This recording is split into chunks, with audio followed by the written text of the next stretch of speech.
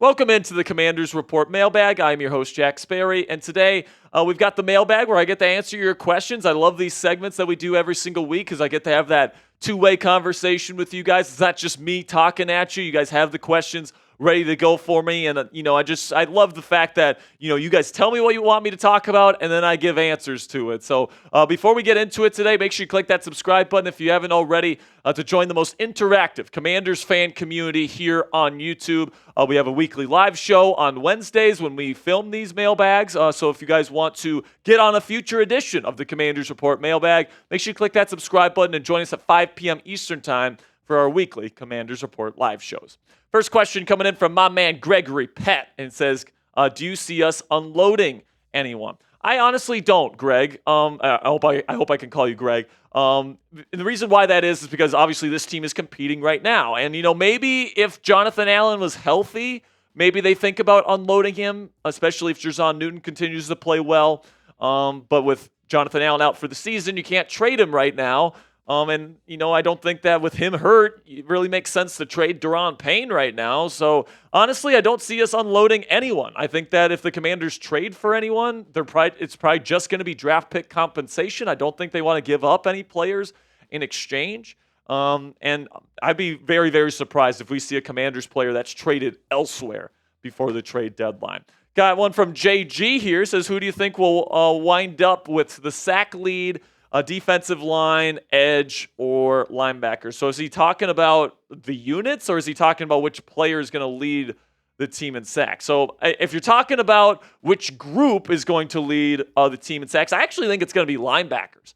Frankie Louvu and Bobby Wagner have been getting after quarterbacks. I think the edges, I think the edges with Dante Fowler Jr., he's done a really good job so far this year. But honestly, man, the way that Dan Quinn and Joe Witt Jr. are utilizing Frankie Louvu and Bobby Wagner on the blitzes has been super, super encouraging here. So if I'd have to say, I think that the linebackers might lead the team in sacks. And if I have to pick one player, I think Frankie Louvu finishes the year with the most sacks on this team.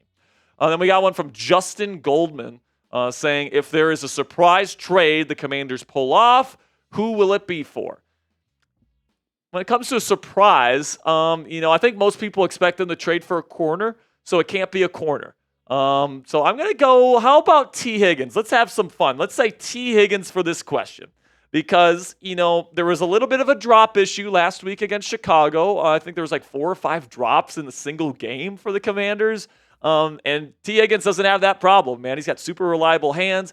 Can make tough catches down the field for a guy like Jaden Daniels that can throw a great deep ball. Having a 50-50 ball winner like T. Higgins would certainly be nice, especially in the red zone as well. Obviously I want them to prioritize getting a corner before they get a receiver. But if there's going to be, kind of a surprise, I could see the Commanders getting a little aggressive to add another weapon to this team.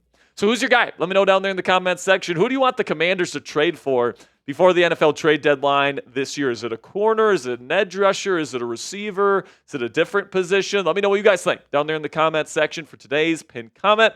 YouTube's going to throw an ad break here in just a couple of seconds. And when that happens, take advantage of that time by answering today's pinned question.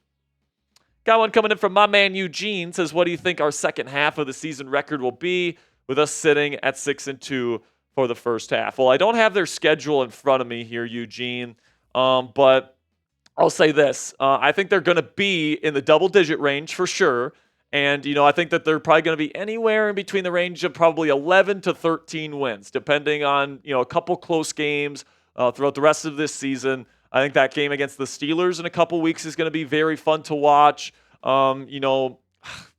You've still got both games against Philly. I think Philly is just looking better and better every week, so those games are going to get tougher and tougher, especially as the season goes on. I will say the Cowboys look pretty bad this year, so maybe even get a sweet season sweep against those guys. I might put out another updated record prediction video if you want, Eugene, but right now I'd say probably somewhere in between the 11 and 13 win range, and I'm guessing they win the NFC East. Coming on from Ryan Clark, who says Super Bowl is unrealistic this year. If they made a trade, we need to make a trade for a player that will be on our team for a few years. No one-year rentals. We're not ready. Yeah, and I actually like this point from Ryan here because, I think that when it comes to the Commanders, you have a first-year quarterback in the league, rookie quarterback, and a first-year head coach with your organization. If you look at the NFL trends, it doesn't really matter how good the team is, right? Those quarterbacks and those teams usually don't do well in the playoffs because, quarterbacks usually, the bright lights of the NFL playoffs are a whole different beast, man. The pressure is a whole nother thing that they're just not used to, and it takes a little bit of getting used to, all right, which is why these first-time playoff quarterbacks just tend to not play very well. And then first-year head coaches also have poor records. So the Commanders kind of have a double whammy there, so to speak. With that being said, I think that you can kind of kill two birds with one stone here. I think that there's guys out there like Marshawn Lattimore with 3 years left on his contract, Harold Landry with 3 years left on his contract. If you trade for a guy with a 1-year deal, you can still extend them to a new contract and keep him here long term. But I agree with Ryan's premise here that you're probably not trading for somebody just to have them on the team for just this season. Now, before we get into the rest of the questions on today's Commanders Report mailbag, let's have a word from our sponsor here at Gametime, which is the fastest and easiest way to buy tickets for the sports, music, comedy, and theater in your area. And guys, we all know that experiencing a sporting event, especially a football game live, is unlike anything you can get from watching the game on your couch. Gametime Picks is a brand new feature from our friends at Gametime, which filters out the fluff to show you only incredible deals on great seats so you don't waste time searching through thousands of tickets. It's super easy to use, guys. Just download the free Gametime app. You find an event you want to go see, you select the Gametime Picks button at the top of the screen, and it does all the research for you, man. It filters out every single ticket for that event in their database to find you the best tickets at the best prices and the best deals for you and your family. It saves you a bunch of time and money, and it really is. It just allows you to get really great price tickets without having to spend hours doing the research, going on a bunch of different ticketing sites. And the reason why I have Gametime as the only ticketing app on my phone is that you get the lowest price guarantee on any ticket to any event. So no matter what, the ticket prices that you see on Gametime, they're the lowest price you're going to see anywhere else. Also, you get all-in pricing right up front, so you don't get slapped with a crazy fee at checkout. You know immediately what you will pay for these tickets before you buy them. Then also, you get flash deals, so you can get even cheaper tickets the closer you wait to game time. Take the guesswork out of buying tickets with Gametime today. Download the Gametime app, create an account, and use code CHATSPORTS. It's one word, all caps, CHATSPORTS for $20 off your first purchase. Terms do apply. Again, create an account and redeem code CHATSPORTS for $20 off. Download Gametime today. What time is it? Game time.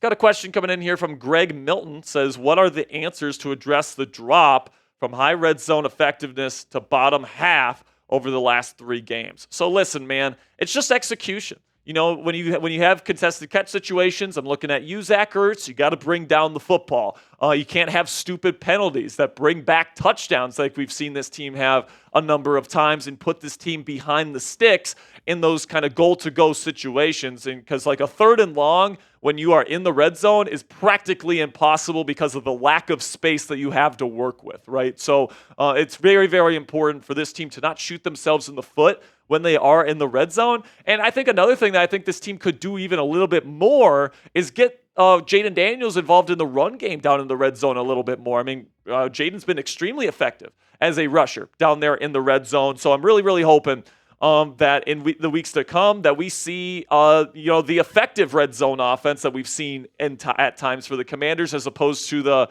0 for 9 in the red zone that we've seen from them in the Giants and Bears games respectively. So they've had a couple really, really bad games in the red zone, which I think has affected their overall ranking in the league in this particular category. But I think when we look at outside of those 2 games, this is actually a team that's been doing a pretty decent job getting into the end zone. Then we got the Rizzler here. Nice. Says, if the season ended today, would you give Dan Quinn the Coach of the Year award? I would. I think Dan Quinn is a hell of a coach. I was a fan of the hire when they made it. Personally, because they were about to go get a quarterback in the draft, I think that when you look at the numbers, it's these quarterbacks tend to do better when you get an offensive head coach.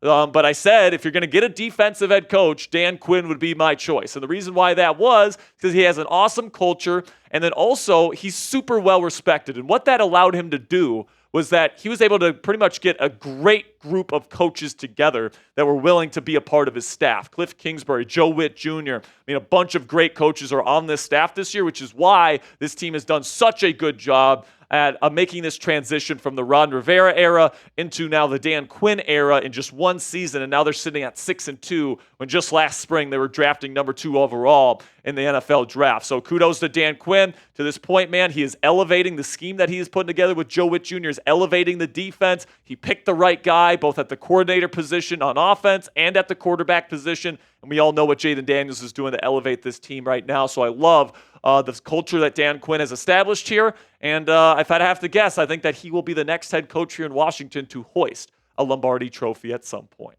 So what say you guys? Let me know down there in the comments section. Is Dan Quinn the NFL's coach of the year as it stands right now? Give me a yes or a no. I certainly think he has a strong case for that as we stand here today. Simply give me a yes or a no down there in the comments section. Got one coming in from Henry Schneider here. What's up, Henry? Says, do you think in the offseason you trade Emmanuel Forbes and Jonathan Allen in a package and get a couple of picks and like a player or two? What team would you target if so? Listen, man, I'm not even sure people are going to want Emmanuel Forbes. I wouldn't be surprised if the Commanders just end up just straight up releasing him like they did with Jamin Davis. Forbes has been an absolute mess. He was out there for a couple plays last week, and there was one play where there was a run that Chicago ran right at him on the outside, and his effort level to bring the running back down was pitiful. All right, and that's why he barely played for the rest of the game. So I'm not even sure teams are going to be interested in Forbes at this point. He's too skinny. He's not good enough in coverage. So unfortunately, I just don't think you can get anything for him. Jonathan Allen is somebody you can trade, and I think they will trade. I don't know necessarily what team is going to really be that desperate to get a guy like Jonathan Allen, but I think that the Commanders could probably get a third at the most, probably a fifth at the least for John, just because of the impact that he can potentially have. So that's probably what I'd say to that question, Henry. Make sure you guys like the video if you haven't already. If you want to win and beat the New York Giants in Week 9 and secure the season sweep. I know I do. I hate the New York Football Giants. If you do as well, make sure you click that thumbs up icon right now. Got one from Mikey Wu. What's up, Mikey? Says, in your opinion, who is on your wish list for trades next week? I would love J.C. Horn. Now, Jordan Schultz says that the Panthers probably aren't going to trade him, so there's that.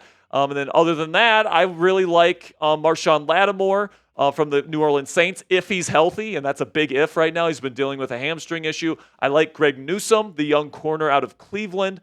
You might have to pay a little bit of a higher price to get him because he is still so young, but he could be a guy for the future here in Washington. And then also Jonathan Jones is an interesting one, corner from the New England Patriots. Really want this team to go out and get a corner. Those are the 4 guys I have my eyes on.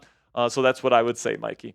Moving on from John Gruden, 33, says, does the Commanders wide receiver room have a drop problem? They certainly did last week, man. I think they had, I can't remember if it was 4 or 5 drops last week's game against the Bears. And some of them were in pretty big spots, all right? And this is why some people are like, let's go trade for a receiver. And I'm like, I'm okay with it. If you get a guy for the right price, I'm cool with it. But I think for the most part, Noah Brown has done a good job as this number 2 receiver.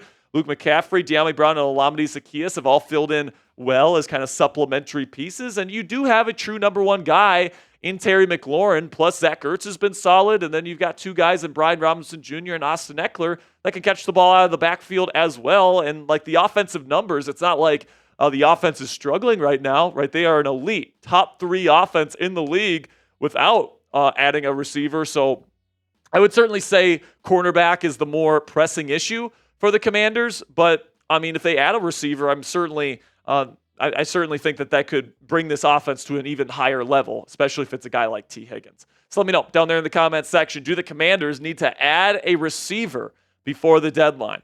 I would personally say they don't need to. I would say I'm fine with it if they do, especially if they get him at the right price. But if you're asking me if I'm willing to sacrifice getting a corner to get a receiver, at this point, I'm simply not.